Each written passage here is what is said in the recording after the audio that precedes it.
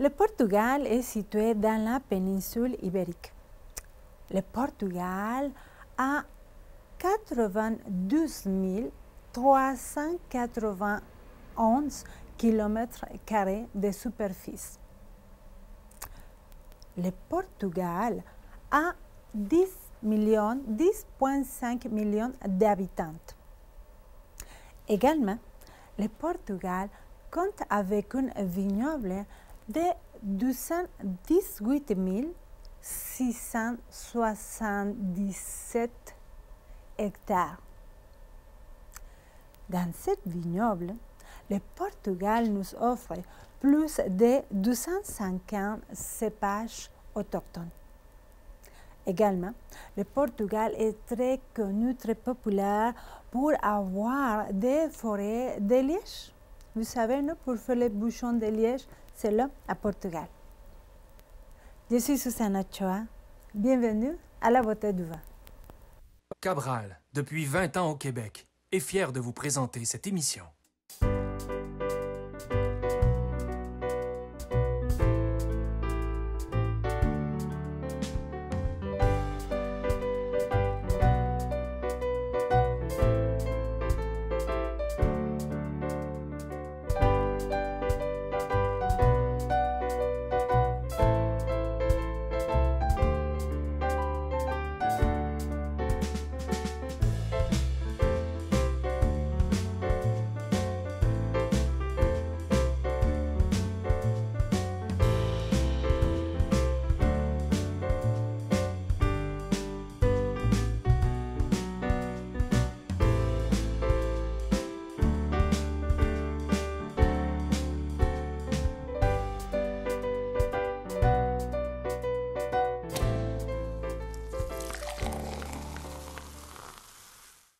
Le Portugal est situé dans le sud-ouest de l'Espagne.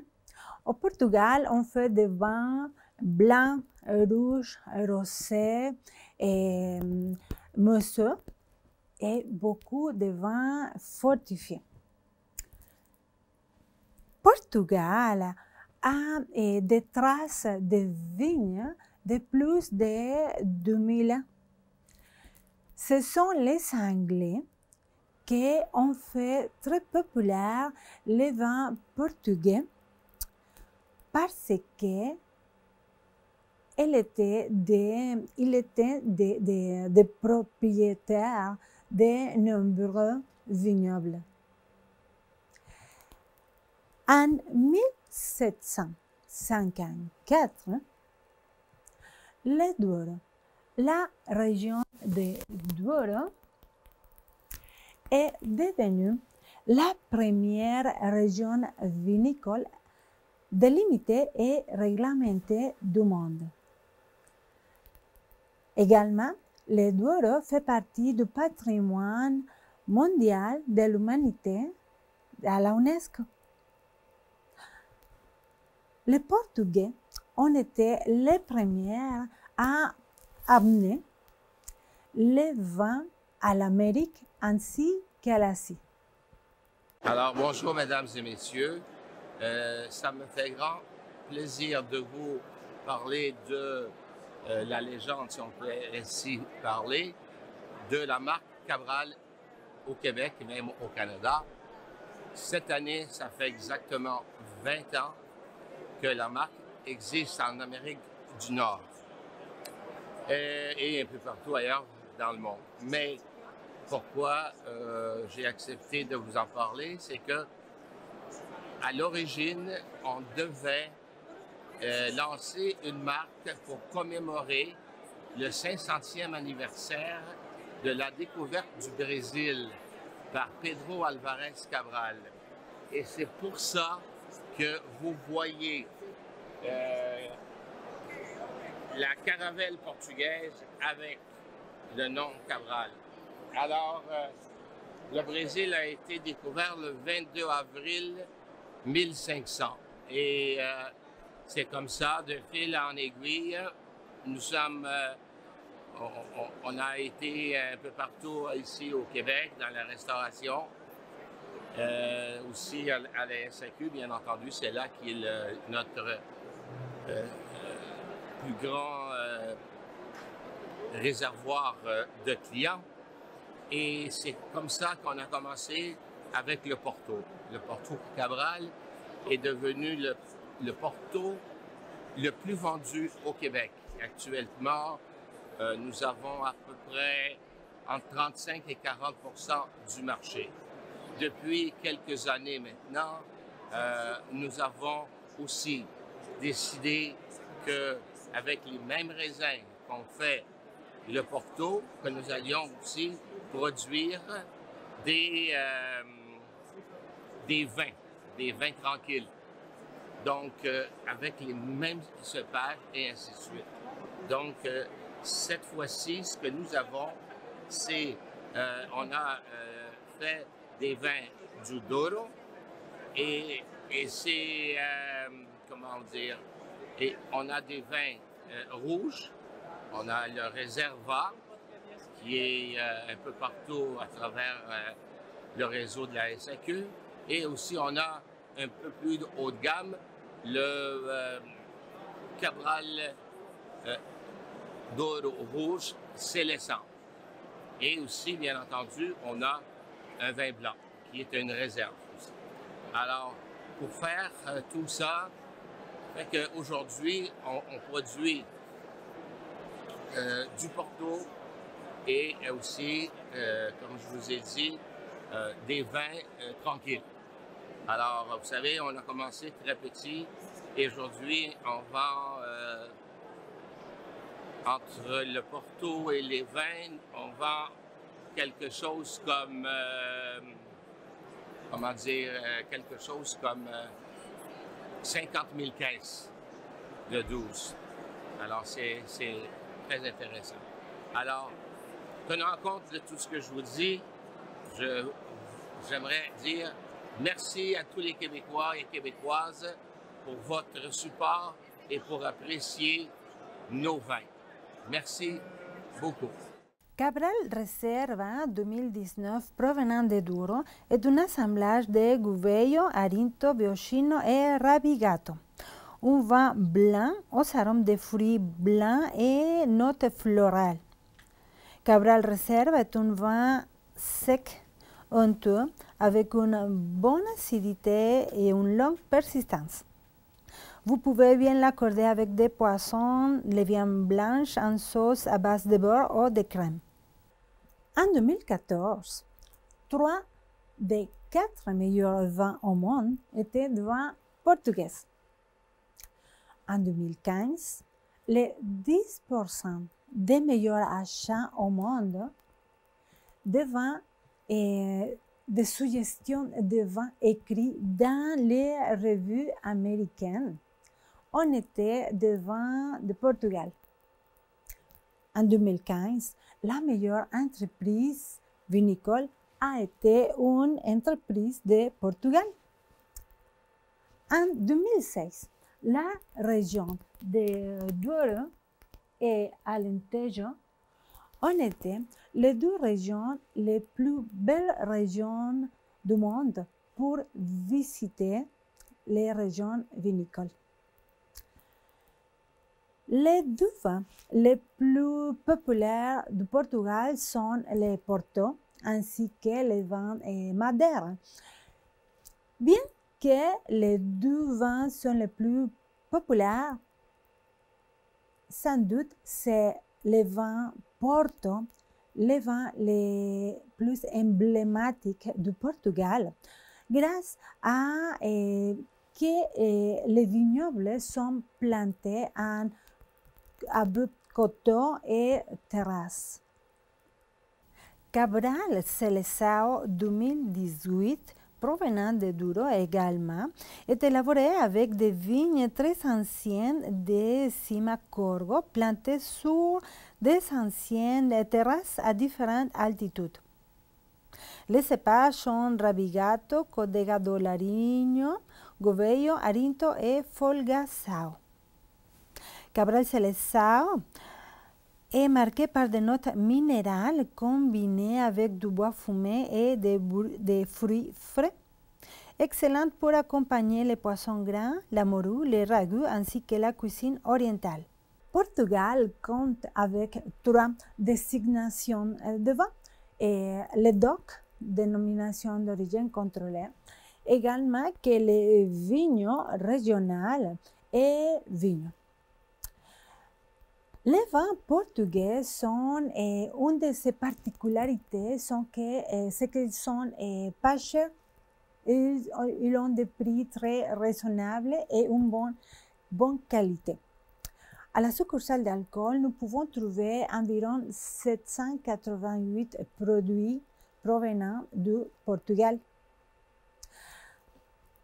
Malgré que le Portugal compte avec plus de 250 cépages autochtones, les cépages les plus populaires au Portugal pour les vins blancs sont l'Alvarinho, l'Arinto, l'Entrecruzado, le Fernão Pires, et en rouge, nous avons la Touriga nationale, nous avons la Touriga francesa, Tinta Roriz, Tinta Barroca, la Tinta Amarela, Vaga, Tinta Cao et Castelao, par exemple. Cabral Seleção 2018 en rouge est un assemblage de Touriga nationale, Touriga franca, Susao, Tinta Amarela. Cette cuvée sélection est issue d'un assemblage de raisins provenant des jeunes vignes de 20 ans et des vignes anciennes de 65 ans environ. Un rouge aux arômes intenses et raffinés de fruits noirs et arômes grillés du chêne français. Vous pouvez l'accompagner à merveille avec les viandes rouges, les gibiers et les fromages vieillis.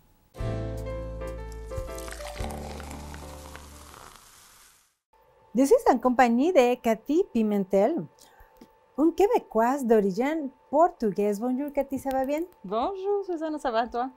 Bien. Donc, tu viens de quelle région, ou tes parents viennent de quelle région de Portugal? On vient des îles des Açores. Ok, ils sont situés où? Ils sont situés dans l'Atlantique. Et là, tu es né au Québec? Oui. À Montréal? Je suis née à Montréal, oui. OK, d'accord. Je suis née à Montréal. J'ai vécu la majeure partie de ma vie à Laval. Puis, on dit toujours Montréal parce que c'est le point central. Oui, tout à fait. Oui, et je suis déménagée au Charlevoix il n'y a pas longtemps, là, il y a 6 mois. OK, donc tu deviens un Charlevoixien. Eh oui! Donc, et pourquoi tu as choisi Charlevoix? Mais parce que c'est un changement quand même de Montréal à Charlevoix. J'ai vécu certaines choses à cause de la COVID.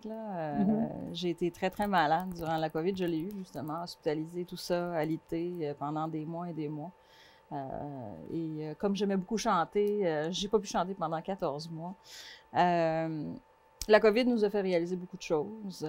On voulait plus la grosse vie, courir après l'horloge. On est venu plus près de la nature pour avoir plus de temps pour faire ce qu'on aime, la musique, sortir, vivre, prendre le temps de vivre. Je pense que le Charlevoix, par sa beauté, nous offre ça. Oui, c'est ça. Donc, ton travail, c'est chanter. Chanter est une grosse partie de ma vie, mais je travaille comme assistante technique senior en pharmacie à l'hôpital de Baie-Saint-Paul. J'adore mon équipe, on est bien. J'ai étudié là-dedans quand j'étais beaucoup plus jeune, en 99, et je l'ai enseigné longtemps. Donc, quand je suis venue ici, j'ai cherché en premier lieu un emploi stable. Donc, c'est ce qu'on m'a offert et j'étais bien contente d'embarquer dans cette nouvelle aventure. Oui, c'est surtout à Charlevoix. Oui. Donc, tes parents viennent de Portugal. Oui. Donc, tu as vécu la culture portugaise chez vous? À 110 %, oui. D'accord. Oui, mon père a aidé à bâtir l'Église portugaise. J'ai fait partie de l'association portugaise aussi. J'étais vice-présidente un bout de temps. Il y a il y a une grosse communauté portugaise à Montréal, donc il y avait plusieurs fêtes et événements tout le temps. Et c'est là-dedans que j'ai baigné toute ma jeunesse, jusqu'à temps que j'arrive ici en réalité, là, jusqu'au Charleroi. Ouais. D'accord. Et parle-nous de la culture portugaise. La culture portugaise, des gens très religieux, Ah, c'est? oui. Beaucoup de fêtes religieuses, c'est sûr et certain. Moi, j'ai été élevée à aller à la messe, à servir à la messe, à jouer l'orgue à l'église, à chanter à l'église. C'est catholique? Oui, c'est Ok, catholique. Donc, ils font beaucoup de fêtes, ils se réunissent souvent, on fait les fêtes de l'Esprit Saint, de Marie, parce que Fatima est apparue au pasteur, donc c'est au Portugal. Donc, tout ça a fait qu'on a plusieurs fêtes religieuses à travers l'année. La famille aussi se rassemblait beaucoup, donc j'ai vécu en portugais. Mais l'accent n'est pas là.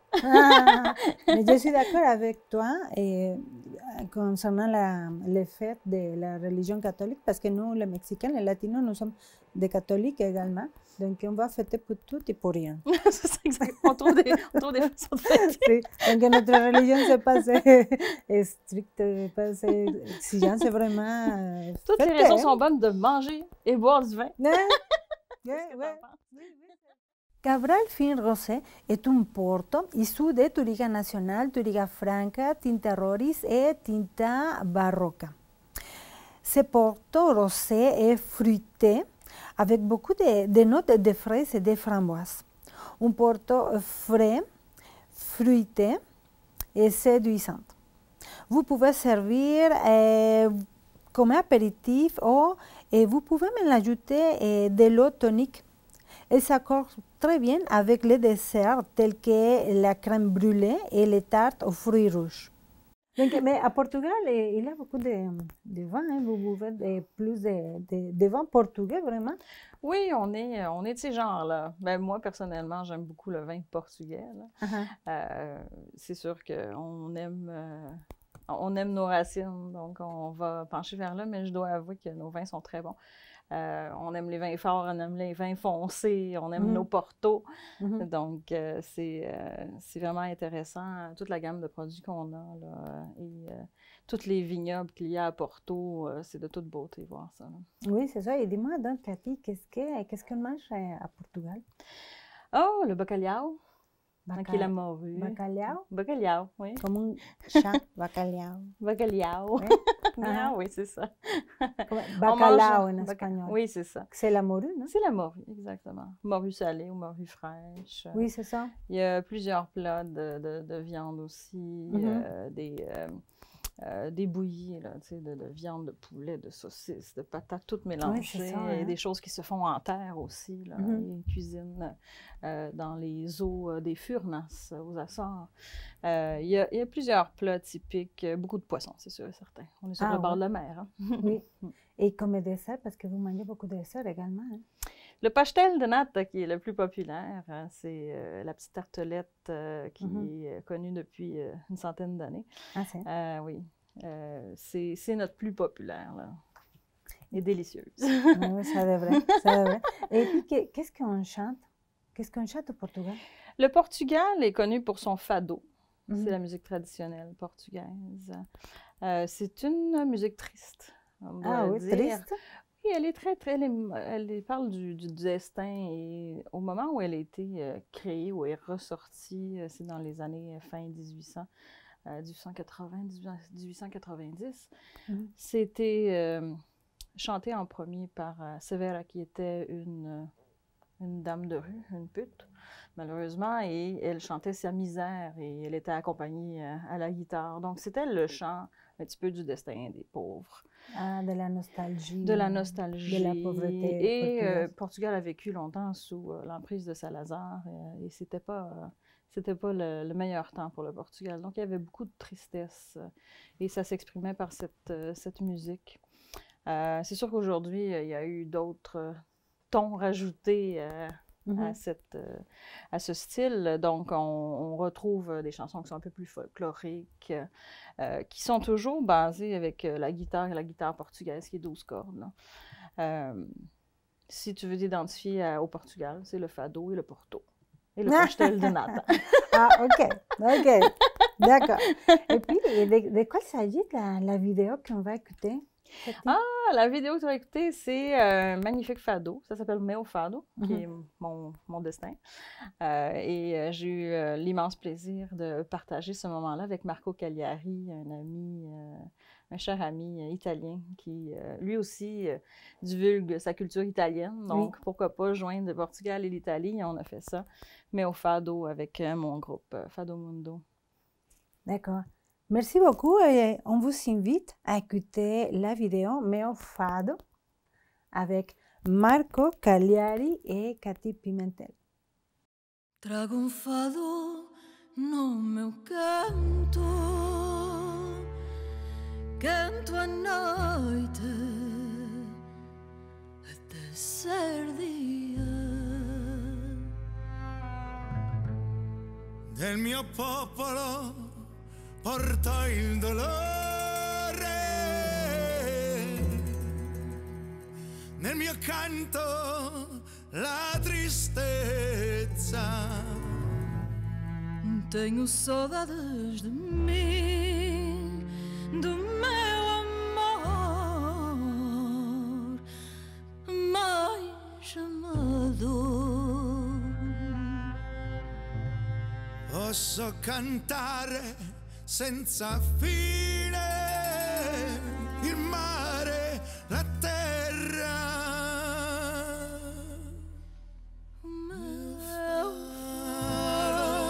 Meu fado, o meu fado, meu fado,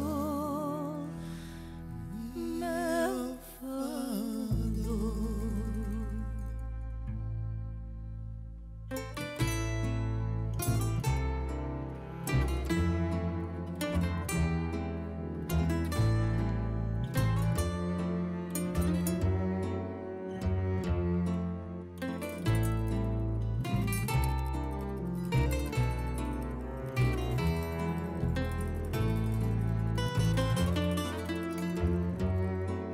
De mim só me falto eu,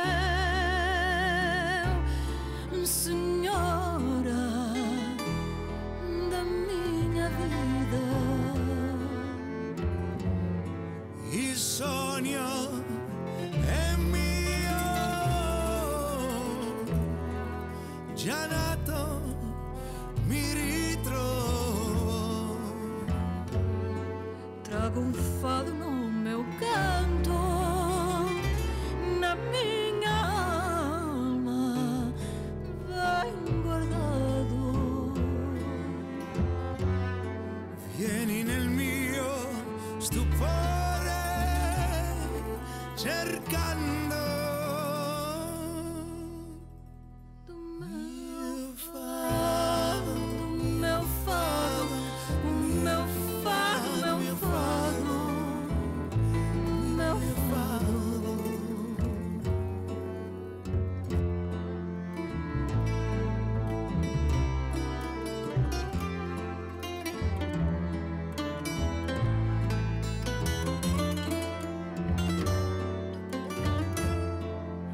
Meu fado, meu fado, mio fado, mio fado. meu fado.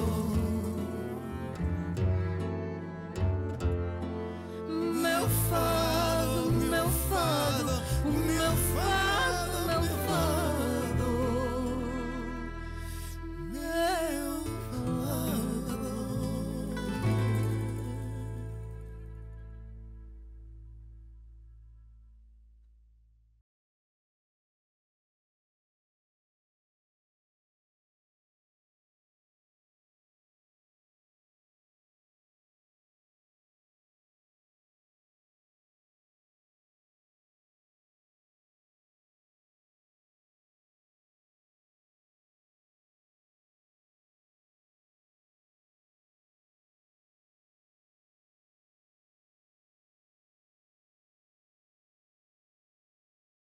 Cabral Carácter Reserva Especial es un porto issu de Turiga Nacional, Turiga Franca, Tinta Roriz y Tinta Barroca. un vin avec des arômes de fruits, de cerises noires, d'amandes, de crème brûlée, de pruneaux. Un vin avec les tanins enrobés. Un vin avec un goût doux, fruité et velouté. Si jamais vous voulez faire une sangria avec Cabral Caractère Reserva Especial Porto, voici la recette. 375 ml de Porto Cabral Caractère Reserva Especial, 375 ml de boisson gazeuse, un soda à votre goût, 2 à 3 cuillères à thé de sucre non raffiné, donc le sucre brun, 250 ml de jus d'orange, coupe de glace, noix de muscade râpée, bâton de cannelle et des fruits variés comme les oranges, les pêches, les abricots, la fraise, des petits fruits, des raisins noirs, la pomme grenade par exemple. Alors, la préparation. Donc, pour 1 litre de sangria rouge, vous allez avoir dans un pichet d'1 litre et demi, incorporer le porto, la boisson gazeuse, le sucre et le jus d'orange. Brassez pour bien mélanger et puis remplissez le pichet de cubes de glace, saupoudrez un peu de noix de muscade et décorez le pichet avec quelques bâtons de cannelle. Là, vous allez ajouter les fruits. Donc, vous pouvez garder même quelques fruits pour les utiliser comme décoration. Donc, juste pour vous informer, et comme le porto a 20% d'alcool, nous estimons qu'avec la boisson gazeuse, le jus de fruits et la glace, cette sangria aura un tenor d'alcool entre 7 et 8 degrés. Merci beaucoup pour cette émission. À la semaine prochaine. Cabral, depuis 20 ans au Québec, est fier de vous présenter cette émission.